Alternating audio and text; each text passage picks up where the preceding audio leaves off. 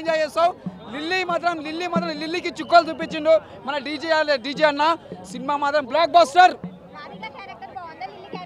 Radhika character first పార్ట్లో మళ్ళీ రాధిక కూడా మళ్ళీ సెకండ్ ఇంట్లో కూడా వస్తుంది. ఇంట్లో మళ్ళీ వచ్చి మళ్ళీ జొన్నల గారి సిద్ధు అన్న మళ్ళీ చుక్కలు చూపిస్తాడు రాధికకి. లిల్లీకి కూడా బ్లాక్ మొత్తం దుమ్ము దులిపేస్తాడు మన సిద్ధన్న. నిజంగా చెప్తున్నా మైండ్ బ్లో అయిపోయింది. అందరు ఏమనుకోరు సినిమా ఎట్లా ఉంటుంది అనుకోరు. ఫస్ట్ ఇటు కొడుతుంది సినిమా ఎట్లా ఉంటుంది దానికన్నా డబ్బాలు ఉంది సినిమా. దుమ్ము లేచిపోయిన సినిమా, బ్లాక్ బస్టర్ సినిమా. డీజే టిల్లు అంటే డీజే టిల్లు. ఈసారి అనుపమ పెద్ద గుణపం పెట్టేసింది. మామూలుగా రొమాన్స్ సీన్స్ కూడా చాలా సూపర్గా ఉండేవి. ఎక్సలెంట్ అనిపించింది. నాకైతే ఫుల్ ఎంజాయ్ చేస్తూనే ఉండా. 3 కూడా రావాలనుకుంటా. రెండోసారి కూడా పోయి నేనైతే సినిమా చూస్తా.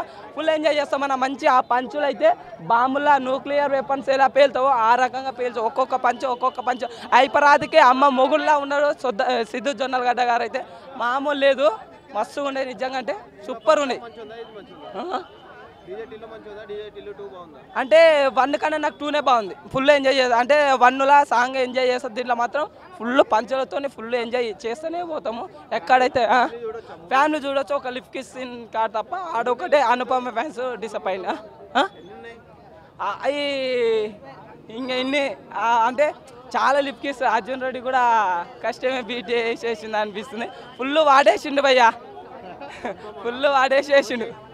ఇంకా జొన్నలగడ్డ ఫుల్ పాడేసేసిండు. అసలుకి ఫుల్ బాగా మంచి అంటే రొమాన్స్ అంటే సిద్ధు జొన్నలగడ్డ ఫ్యాన్స్ కానీ రొమాన్స్ ఫ్యాన్స్ కానీ బాగా నచ్చుతుంది. బట్ అనుపమ ఫ్యాన్స్ అయితే ఆపేట్రా బాబు ఇంకెంతసేపు అని బ్రహ్మానందం ఎలా అంటాడో అలా అంటారన్నమాట అనుపమ ఫ్యాన్స్.